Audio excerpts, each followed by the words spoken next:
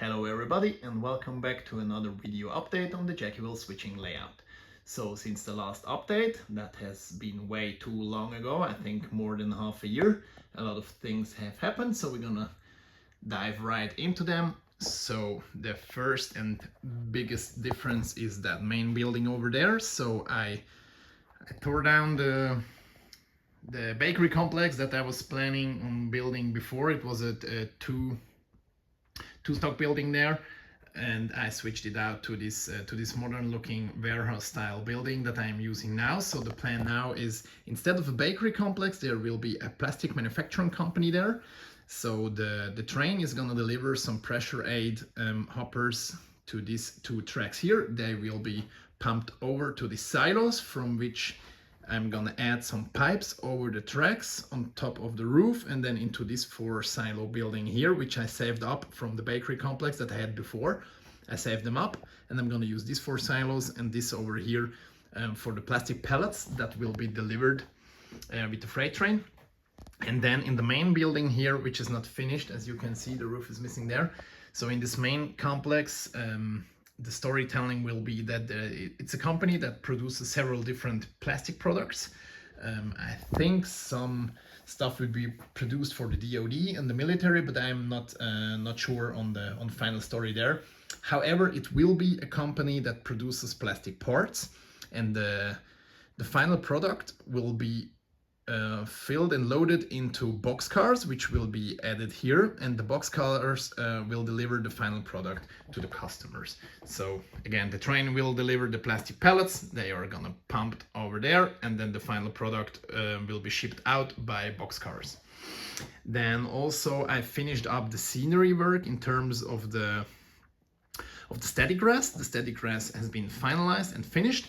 I am now in the process of adding trees and bushes, for which I'm gonna use, and already did, as you can see there, some super trees.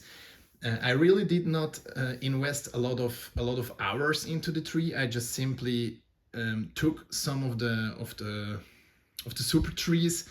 I added some little Liquitex matte medium, thanks to Boomer Dioramas for that tip. So Liquitex matte medium, for those that don't know it, is this product over here.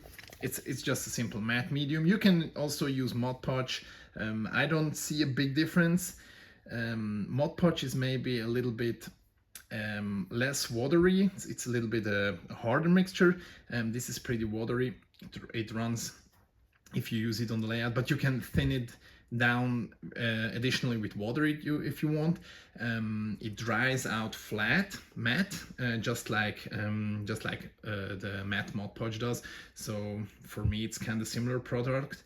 I have both. I use the Mod Podge that I already bought before, and then I also use this Liquitex matte medium, which I just tried out because I've seen it in Boomer Dioramas videos, so that's why I ordered some.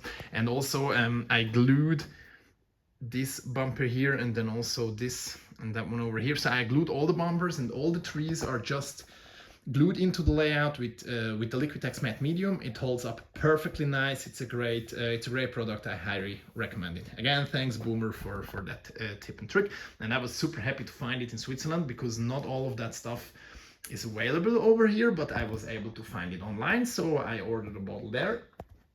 So that works perfectly fine. So again, more trees and bushes will be added here. The bushes are also super trees. The loose and cutaway material, I just added some static grass. I sprinkled some static grass on top of it. I didn't even use the static grass applicator. I just simply sprinkled it on.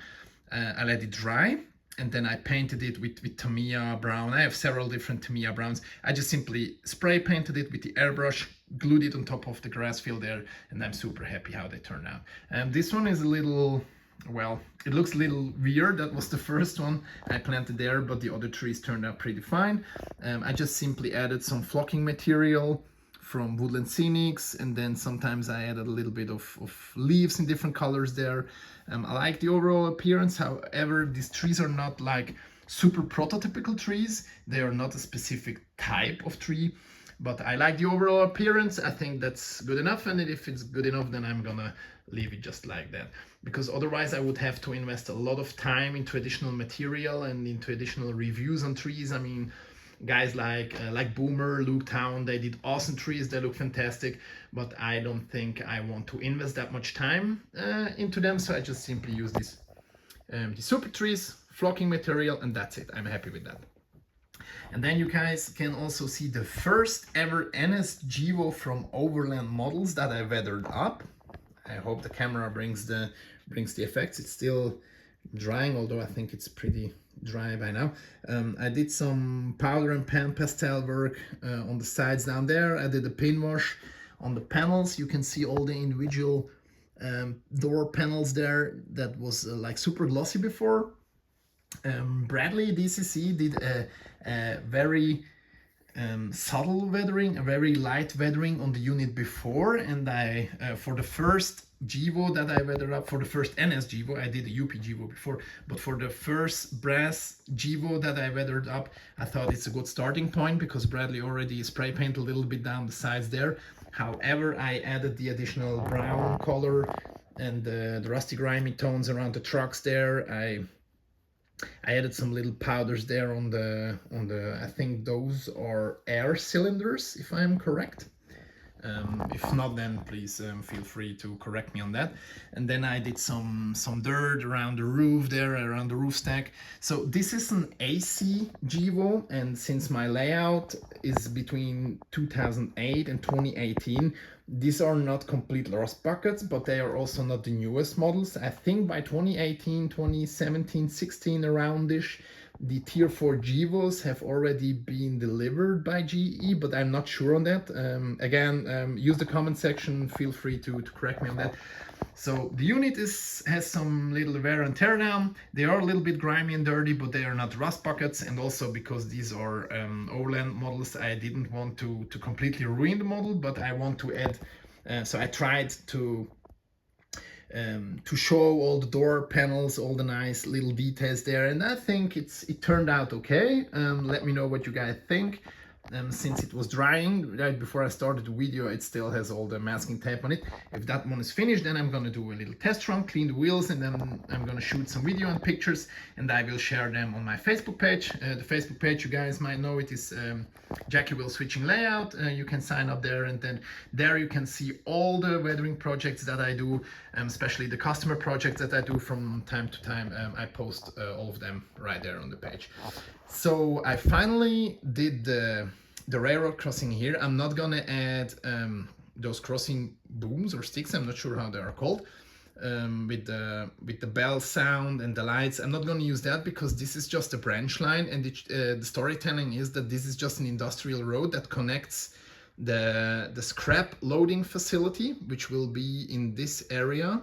So this company here specializes in recycling materials, and the storytelling is that the company here uses these old tracks that have been, these are leftovers from long gone days. So they tore down all the industrial buildings here. They just simply made a ramp, a flat area, and here they are gonna load all my scrap cars, which I bought. I have some Autumn Genesis scrap gondolas on pre-order, but I also have 5 of the Otter Valley Railroad 6,400 feet or cubic feet scrap gondolas, something around those lines. You guys know what I mean. So I have 5 of those, which I really like. I weathered them up. 2, I still have to do 2, and 3 are finished. I had them on our meeting, and I ran some trains there. Videos again on the page as well. So I'm gonna use this fencing here. I like how they turned out. I'm gonna use this fencing here for the industrial area here. And again, as I said, the road connects this industrial area here, and then the road goes down to like other industrial districts somewhere in the background. I'm not sure on the background, that's far away. I'm not gonna add any background anytime soon here, so that's a whole different story. The cars that you see here are not by accident. I left them here because these are some scrap gondolas. These are Europeans, so these are Swiss cars. It's kind of like a gondola. And then we have this flat car here for military transportation. I weathered these up for a friend of mine, for a customer. Mark, if you see the video, kudos to you. Thank you for this great project and opportunity that I had. So I weathered these up, and then for the pictures that I shot and sent to Mark, I use my American modules because these are the only ones I have. I don't have any European layout. So for the pictures for the customers, I'm gonna use these here. So that's why you see sometimes some European projects on my layout. But as I said before, my personal layout and storytelling here is Norfolk Southern Fantasy branch line. So not much European stuff here. And then we have another 2 customer projects here. These are Proto 2000 engines with ESU lock sound in them. This is a customer project as well. They're finished up here, and tomorrow I'm gonna clean the wheels, make a little test run, because I always deliver models that I test run before, and once they are fine, I'm gonna send them out to the customer. So that I think he's gonna send some more engines, not sure on that, but again, these two engines here are finished. So what has changed in terms of the industrial building? So again, the main building changed from a bakery to a plastic company there, and then on this area here will be the scrap loading and recycling facility. It's just gonna be some loading equipment for the scrap guns. No building, just some vehicles and forklifts and stuff like that. So in this area here, I finished this concrete paved area here. I like how it turned out. So this is the final stage. I'm gonna leave it like this. I hope the sand has dried. Yeah, it looks good. So here will be a little maintenance of way department or facility from Norfolk Southern. Just a little one, because again, this is just a branch line, so nothing fancy here. I'm gonna use some trucks and some River Point station equipment, some Ford F-350s and some trucks and forklifts. And then also I plan to add a little mow train here. So I pre-ordered the Rapido maintenance of way flat cars with the vans on them, with the kitchen and the office and stuff like that. So that is gonna be my little maintenance of way train. So I worked a total of like 10 years for the railroad here in Switzerland, and 6 of them I worked for the maintenance of way department. So I was a mow crew gang guy myself, so that's why it has a special place in my heart to add a little maintenance of way department and also to run those trains. I have so Justin Ernest on Facebook, check him out. He did a great tie crawler vehicle from OTM. He did a fantastic job with that vehicle. I have one of those, which I'm gonna add to a gondola, and then the 3 flat cars from Rapido, and maybe another gondola for some ties or concrete, not sure on that. So this is the radio control unit that I use for my layout, and then we have a proto throttle over here. And then we head over to the workbench, because there is some projects that I want to show you guys. So again, one of the reasons that my last layout update has been like, I think close to a year ago, has partially to do with all these boxes here. These are all customer projects. And then that whole box over there, there's tons and tons of customer projects. I think for that customer in this year alone, I did like 80 or 90 models, 30 or 40 locomotives, and then 50 to 70 freight cars. Not only that box, there are 2 big boys that I have to weather up for him, and also the finished models that are at home. I hope to be able to finish the work by the end of November, mid-December, but I'm not sure if that is going to work. And then we have additional customer projects there. So as you guys can see, a lot of work to do. So that's why I wasn't able to make a lot of progress with the layout itself. This is another shot of the layout. But the great thing is we had our second modular railroad meeting yesterday. 2 days ago, and we set up our whole modular layout. So all the friends brought their own modules, and I brought mine as well, and we had 2 fiddle yards. We ran some trains, we had a great time. Again, on my Facebook page there were several different videos of the whole event and all the different modules. Not a lot of the scenery has been completed by my friends, but at least we had several different technically finished modules, so that we were able to run some trains. That was absolutely awesome. We have some additional projects here, so This is 3D printed Mo vehicles. Check out this guy, he does absolutely fantastic models. I mean, the level of detail with 3D printing, I hope the focus works, is absolutely amazing. These vehicles are absolutely spot on. The level of detail is awesome. The printing is crisp and nice. It looks absolutely great. I have to finish these as well.